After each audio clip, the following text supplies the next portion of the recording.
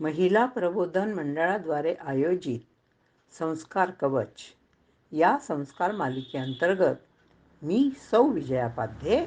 बालमित्रांनो, आज तुम्हाला वेदकाळातील विदुषी स्त्रियांमध्ये अग्रेसर असलेली घोषाबद्दल सांगणार आहे. घोषा ही ब्रह्मवादिनी आहे. जिला ब्रह्मज्ञान असतं तिला ब्रह्मवादिनी असं संबोधन आहे. घोषा ऋषी काक्षीवांची कन्या आणि ऋषी दीर्घतमसची प्रपौत्री आहे. घोषाच्या कुटुंबात पिढी दर पिढी ऋषी परंपरा अबाधित होती. घोषा ही वयाने ज्येष्ठ अविवाहिता होती, म्हणजेच त्या काळी त्यांना जरठकुमारी म्हणत असत. ऋषिका, मेधावी, ज्ञानी घोषा चर्मरोगाने, कुष्ठरोगाने म्हणजेच आज आपण ज्याला कोड म्हणतो त्यांनी पीडित होती. म्हणून तिचा विवाह योग्य वेळी होऊ शकला नव्हता.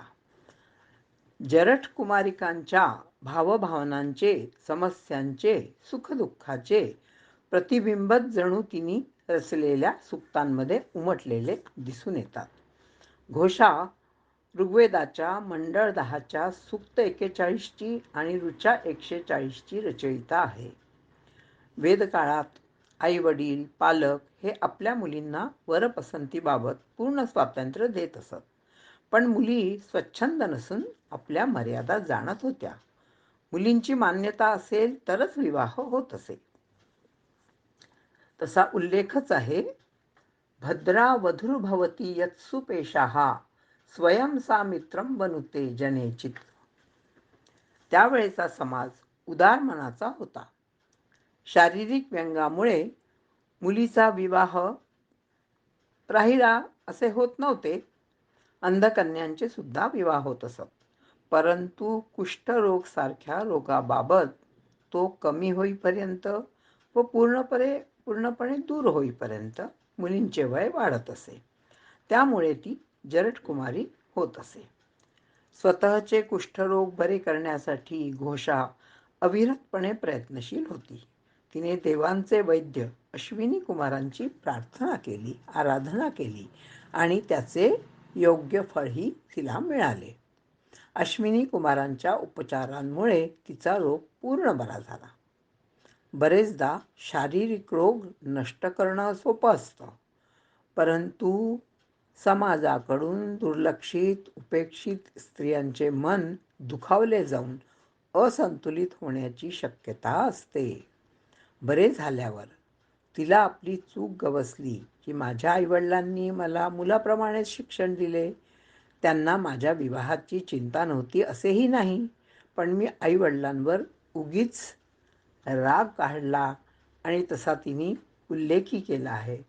पुत्रा एव पित्रा मह्यम शिक्षतम अनापिरज्ञा असत्यामतिही पुरा तस्या आभिरास्तेव स्मृतम.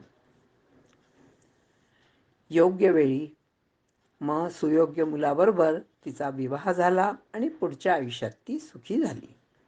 अश्विनी कुमार देवतांचे श्रेष्ठ वैद्य तर होतेच, तसे ते उत्तम समाजनेताही होते. वेदकालीन समाज आणि समाजनेता सदैव आदर्श आणि अनुकरणीय आहे.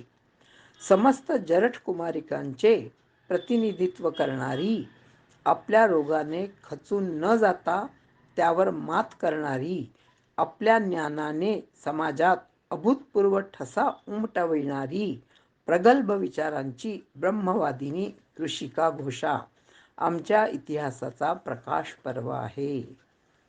मुलांनो, आवडली ना ही गोष्ट? आता पुन्हा पुढच्या व्हिडिओत नवीन वेदकालीन महान स्त्रीच्या माहितीसह पुन्हा भेटू. तोपर्यंत वाचत रहा. जय भारत.